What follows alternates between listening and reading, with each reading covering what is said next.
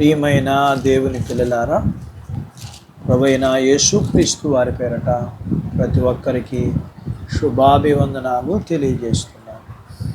ఈ ఉదయకాలం దేవుని వాక్యాన్ని చదువుకుందాం. పరిశుద్ధ గ్రంథము నుండి కీర్తన గ్రంథము 32వ కీర్తన మొదటి వచనాన్ని చదువుతున్నాను. తన అతిక్రమములకు పరిహారము నొందినవాడు, తన పాపమునకు ప్రాయశ్చిత్తం నొందినవాడు ధన్యుడు. దేవుడు తన మాటలు మనందరి కొరకు దీవించునుగాక. ఆమేన్.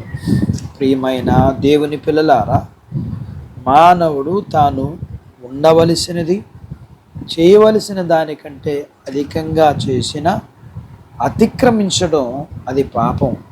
అయితే తాను తన యొక్క పాపమునకు పరిహారం మరియు పశ్చాత్తాపము పొంది క్షమాపణ మరియు కనికరం పొందితే ఆ వ్యక్తికి మేలు కదా.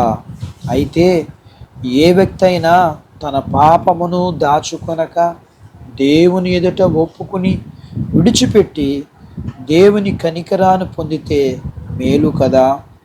ఆదాము అవ్వలు తమ పాపమును ఒప్పుకొనక తప్పుకుని తిరిగి దేవుణ్ణే దోషిగా నిలవబెట్టి దేవుని శిక్షకు పాత్రులయ్యరు కదా.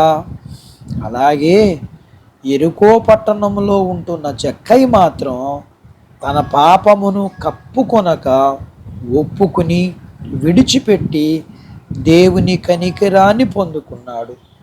దేవుని కుమారుడు అనబడిన ఆదాము దేవునికి దూరమైతే తన పాపమును కప్పుకొనక ఒప్పుకుని విడిచిపెట్టి దేవుని కుమారుడుగా, దేవునికి ఇష్టడుగా దేవునికి దగ్గరయ్యాడు జక్కయ్య.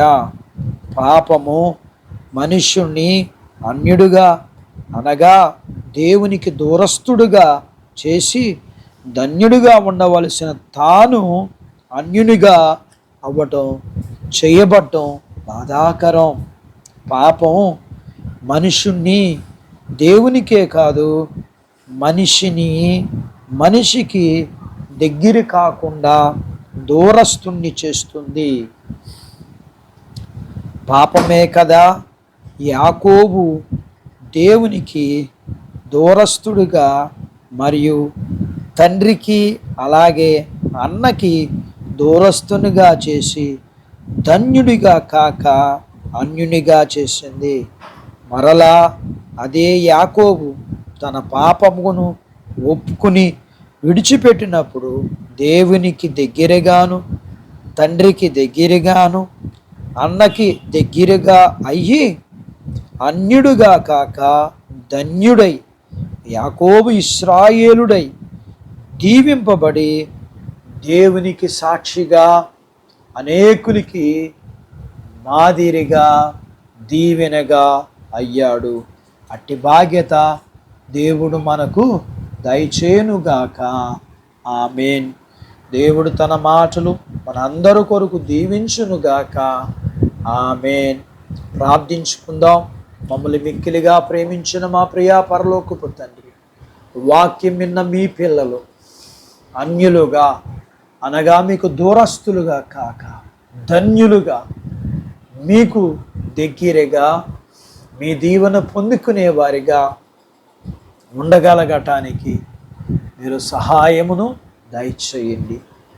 మీ పిల్లలు తమ పాపమును కప్పుకొని దూరస్తులవక ఒప్పుకుని విడిచిపెట్టి మీకు దగ్గరై మీ చేత దీవింపబడి అనేకులకి మాదిరిగా దీవెనకరంగా ఉండే బాధ్యత దయచేయండి.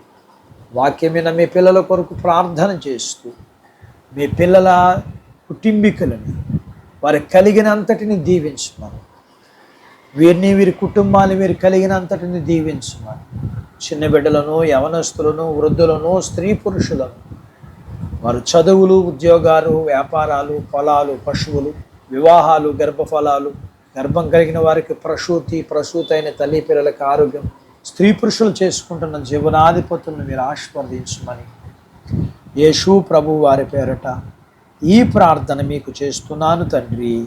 ఆమేన్. దేవుడు మిమ్మల్ని దీవించునుగాక. ఆమేన్.